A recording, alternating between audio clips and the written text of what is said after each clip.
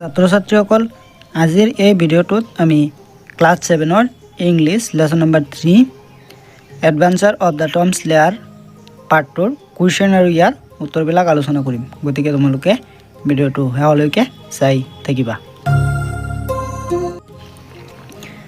1 number প্ৰশ্নটো হ'ল answer the following question in complete sentences. তলত দিয়া প্ৰশ্নবোৰৰ সম্পূৰ্ণ বাক্যত উত্তৰ দিয়া। হু ৱাজ সাৰ্চিং ফৰ টম। টমক কোনে বিচাৰিছিল? Answer Aunt Polly was searching for টম।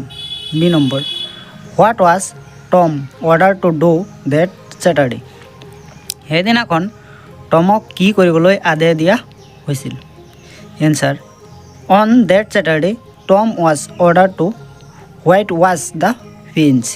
সেইদিনাখন টমক দেৱালত বগা ৰং কৰিবলৈ আদেশ দিয়া হৈছিল। C number who work for Aunt Polly. Aunt পলিৰ বাবে কোনে কাম কৰিছিল? Answer Jim was work for Aunt Polly. জিমে আণ্ট পলিৰ বাবে কাম কৰিছিল। D number what was Ben doing when Tom saw him. বেনে তেতিয়া কি কৰিছিল যেতিয়া টমে তাক দেখিছিল?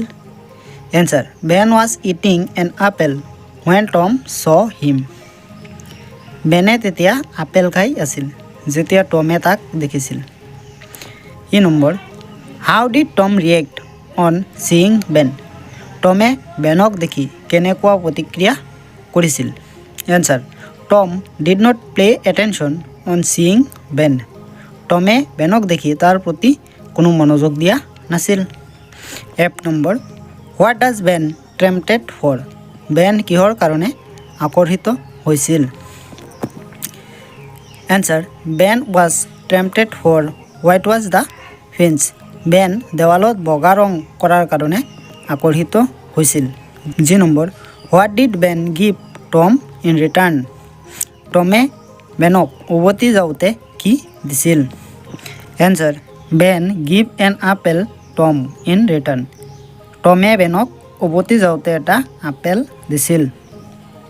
2 number how did Tom start his work. টমে তাৰ কামটো কেনেকৈ আৰম্ভ কৰিছিল? Tom came out of the house with a bucket of whitewash and a long handled brush. He looked at the fence lazily and then dip the brush in the bucket and start হোৱাইট ৱাছিং the topmost of the fence.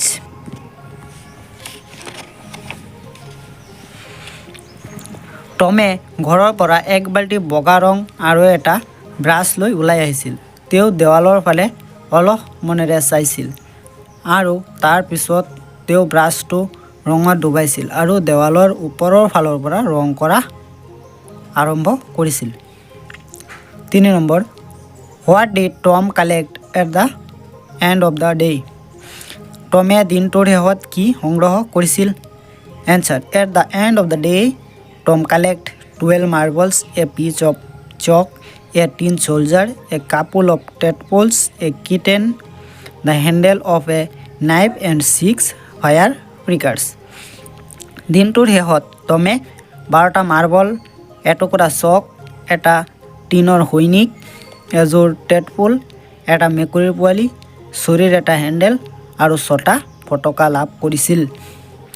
4 number right whether the statements are true or false. তলত দিয়া বাক্যবোৰ সঁচা নে মিছা লিখা। A Jim came with a bag. Jim এটা বেগ লৈ আহিছিল। এনসাৰ ফলছ মিছা। B Tom said that it was very enjoyable to whitewash the fence.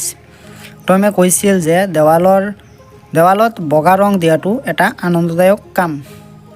Answer true মানে সঁচা।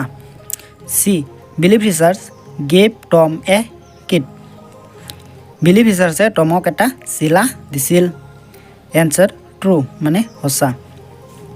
D number at the end of the day the fence had been white wash twice. দিনটোৰ শেষত দেৱালটো দুবাৰ ৰং কৰা হৈছিল। Answer ফলছ মানে মিছা। 6 number frame sentence of Euro on with the following. তলত দিয়া শব্দবোৰ ব্যৱহাৰ কৰি বাক্য ৰচনা কৰা। গেট হোল্ড অফ মানে ধৰি ৰখা। Rahul get hold of his roll নং 1 3 years। ৰাহুলে 3 বছৰ ধৰি তাৰ ৰোল নম্বৰ 1 ধৰি ৰাখিছে। কেটচ হোল্ড অফ মানে ধৰিব পৰা। Police could catch hold of the thief. পুলিচে চোৰটোক ধৰিব পাৰিল। Fly down the aeroplane has fly down because of technical problem. যান্ত্ৰিক ত্ৰুটিৰ বাবে উৰাজাহাজটো তললৈ নামি আহিল। কাম আপ মানে অহাৰ সম্ভাৱনা। There is no' possibility come up rain today. আজি বৰষুণ অহাৰ কোনো সম্ভাৱনা নাই। চাৰ্চ ফৰ মানে কিবা এটা বিচাৰি থকা। The police search for criminal. পুলিচে অপৰাধীক বিচাৰিছে।